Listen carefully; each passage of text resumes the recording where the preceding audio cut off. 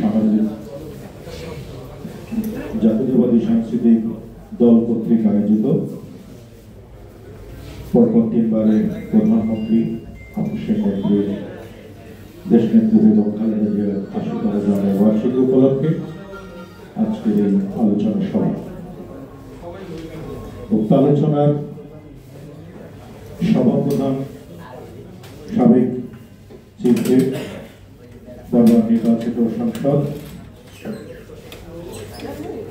বেগম খালেদা জিয়া, চেয়ারপারসনের উপদেষ্টা মন্ডলী,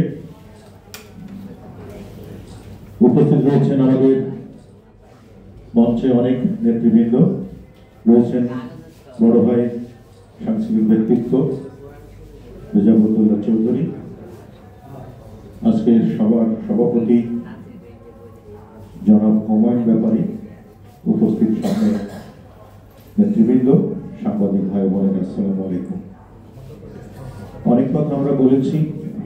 আমরা প্রধান অতিথি যিনি আছেন বড় ভাই, তার কাছে দিক নির্দেশনামূলক বক্তব্য শুনব। আমরা বড় অস্থিরতার মধ্যে দিন পার করছি। ভেবেছিলাম ৫ই আগস্টের এই পরিবর্তনের পরে সুস্থ বাংলাদেশ, গণতান্ত্রিক সঠিকভাবে চর্চার যে বিষয়টি এবং সুন্দর একটি বসবাসযোগ্য বাংলাদেশ দ্রুত সময়ের মধ্যে আমরা আশা করেছিলাম। দিন যাচ্ছে, বছর চলে গেল। একটি সুস্থ নির্বাচনের যে প্রক্রিয়া বা সুস্থভাবে রাষ্ট্র পরিচালনার যে প্রক্রিয়া, তার কোনো কিছুই আলামত আমরা আজ পর্যন্ত দেখতে পাচ্ছি না। কুচক্রী মহল প্রতিনিয়তই দেশকে অস্থির অবস্থায় নিয়ে যাওয়ার জন্য চেষ্টা চালাচ্ছে। তাতে তার পেছনে যে শক্তি, সেগুলো অব্যাহত রেখেছে দেশকে অস্থির অবস্থায় রাখার জন্য। যতটা নির্যাতন, যতটা ত্যাগ সহ্য করেছেন জিয়া পরিবার, দেশনেত্রী বেগম খালেদা জিয়া, জনাব তারেক রহমান, আমরা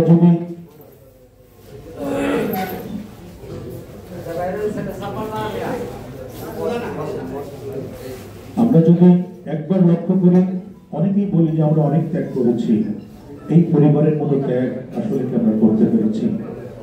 আমি যার পাশে দাঁড়িয়ে কথা বলছি, জয়নালাবুদ্দিন ফারুক, বাংলাদেশের প্রত্যেকটা মানুষের হৃদয়ে দাগ কেটে আছে তার নির্যাতনের সেই দিনটির কথা, সেই সময়টির কথা। উপস্থিত হয়েছেন আমাদের খুব প্রিয় নেতা, সাবেক ছাত্র নেতা, প্রখর ছাত্র নেতা জনাব খায়রুল কবির খোকন, সাবেক এমপি, যুগ্ম মহাসচিব বিএনপি। তাদের নির্যাতনের কথা চিন্তা করলে তারা যেভাবে নির্যাতিত হয়েছেন, তার একচুল পরিমাণ নির্যাতন আমরা সহ্য করি নাই।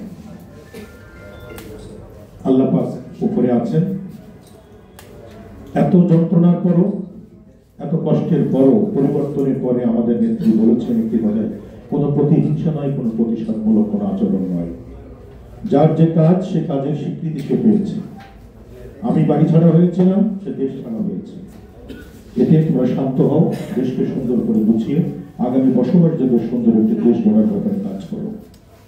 ফসলের মাঠে আগাছা জন্মাবে, ভালো কৃষকই পারে ফসল পরিষ্কার করে আগাছা দূর করে ফসল ঘরে আনার জন্য। একটি ভালো কৃষক। আমরা মনে করি যা হচ্ছে, যত আবর্জনা আগাছা আছে, সব পরিষ্কার করে অচিরেই সুস্থ সুন্দর গণতান্ত্রিক চর্চার মাধ্যমে একটি সঠিক এবং বসবাসযোগ্য দেশ গঠন করার কাজে আমরা এগিয়ে যাচ্ছি এবং সেটা আগামী দেশ নেয় তার